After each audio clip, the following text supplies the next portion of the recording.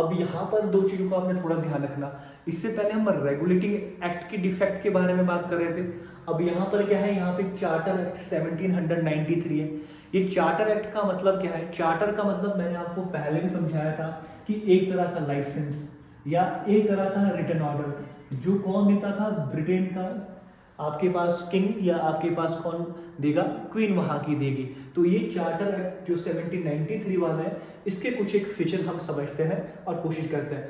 एक चीज हमें बहुत क्लियर थी कि गवर्नर जनरल जो बंगाल का था, उसके साथ एक काउंसिल थी जो उसका फंक्शन था, काउंसिल का उसका फंक्शन था मोटे तौर पर गवर्नर जनरल को एडवाइस करना। और जो गवर्नर जनरल है, वो गवर्नर जनरल इस काउंसिल की एडवाइस के अनुसार ही क्या करता था? काम करता था। अब कई बार उसकी जो एडवाइस थी वो उसे सुनने भी पड़ती थी। एक तरह से ऐसे मान लीजिए कि ये एडवाइस कंपल्सरी थी किसके लिए? गवर्नर जनरल के लिए, कि आपको क्या करना पड़ेगा? सुनना पड़ेगा। इस एक्ट के अंदर खासतौर पर एक चीज कर दी गई कि इसे ओवरराइड की पावर दी थी। ओवरराइड का मतलब है कि अब ये इंडिपेंडेंट तरीके से भी क्या ले सकता है? डिसीजन ले सकता है। कौन? जो आपका गवर्नर जनरल हो, वो बंगाल रहेगा। अब वो इंडिपेंडेंटली एक्ट कर सकता था, उसे इतनी जरूरत नहीं थी। और खास बात एक और है कि यहाँ पे जो गवर्नर जनरल है उसको ज्यादा पावर दे दी गई या ज्यादा कंट्रोल दे दिया गया कौन कौन सी प्रोविंसेस में, या आपका प्रेसिडेंसी मान के चलो, इस तरफ को बंगाल थी, यहाँ पर बॉम्बे है, यहाँ पर क्या है? मद्रास है। तो ये जो दोनों प्रेसिडेंसियां थी, ये ज्यादा अब किसके कंट्रोल में रहेगी? जो यहाँ का गवर्नर जनरल होगा, किसका? बंगाल का। वैसे भी जो बंगाल का गवर्नर जनरल है वो एक तरह से सुप्रीम ही था, बाकी जगह में क्या थे? आपके पास गवर्नर ही थे। एक और यहाँ पर चीज होती है, एक चीज और रहती है, monopoly of trade. Monopoly of trade का मतलब अगर हम देखेंगे सरल सी भाषा में, इसका मतलब ये है कि भारत के अंदर, इंडिया के अंदर अगर इंग्लैंड है, अगर आप मान लीजिए ब्रिटेन मान लीजिए, अगर ब्रिटेन को मैं बी से लिखता हूं, तो ब्रिटेन का कोई भी आदमी भारत में आकर व्यापार नहीं कर सकता था। मोनोपोली का मतलब है सिर्फ ये जो चार्टर है, इस चार्टर में साफ तौर पर ये लिखा था कि ईस्ट इंडिया कंपनी ही क्या करेगी? भारत के अंदर क्या करेगी? व्यापार कर सकती है।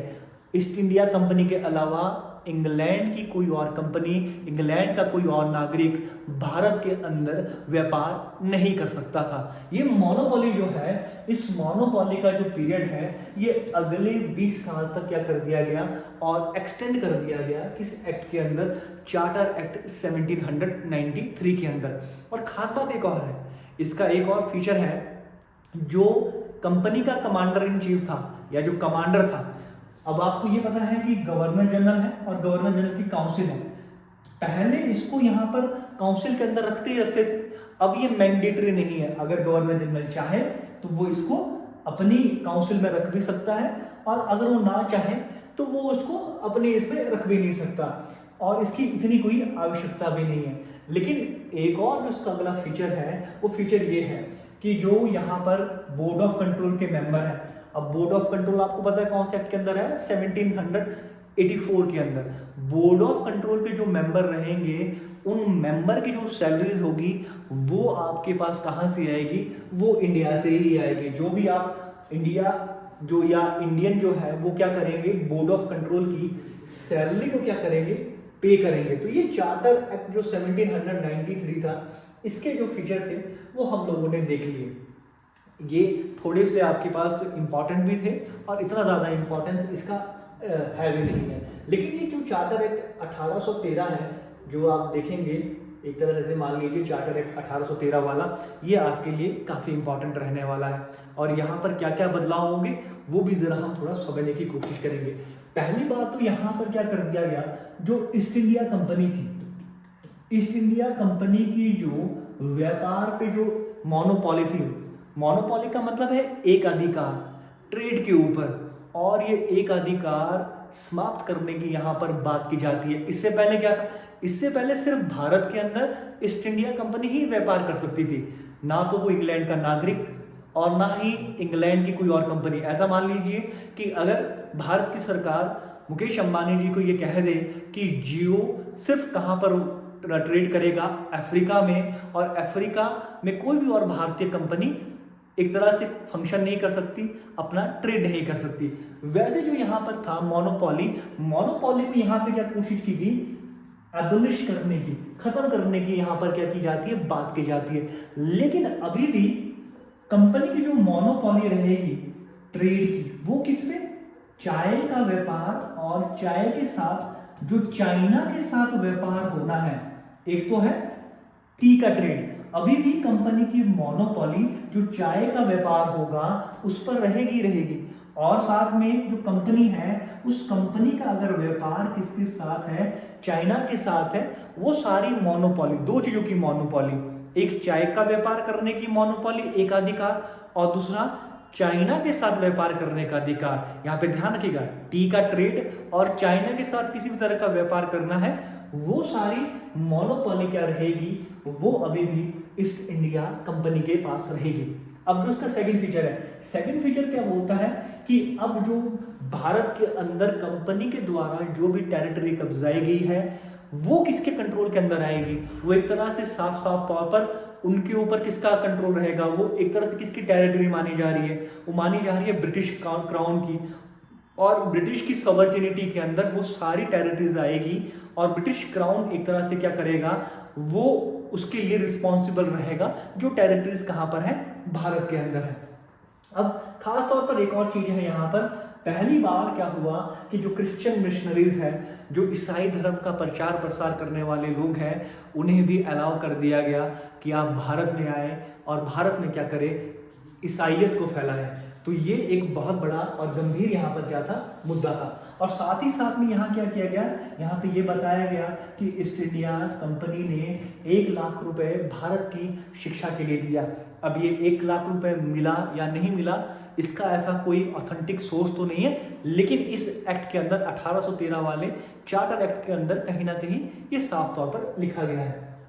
और दूसरी बात है कि एक चीज होगी यहाँ पर, अगर आप आज की डेट में रिलेट करेंगे, आज से रिलेट करेंगे, तो आपको एक और चीज यहाँ सीखने को मिलेगी। यहाँ पर ये कहा गया, इस एक्ट के अंदर ये साफ तौर पर ये बताया गया कि भारत में अब पर्सनल टैक्स लगेगा। पर्सनल टैक्स का मतलब क्या है, जैसे आज की डेट में अगर कोई आदमी ज्यादा कमाता है, जिसकी इनकम ज्यादा है, तो उसे क्या देना पड़ता है, इनकम टैक्स देना पड़ता है। इसी तरह से 1813 वाले जो चार्टर एक्ट है, उस चार्टर एक्ट में पर्सनल टैक्स के बारे में बात की।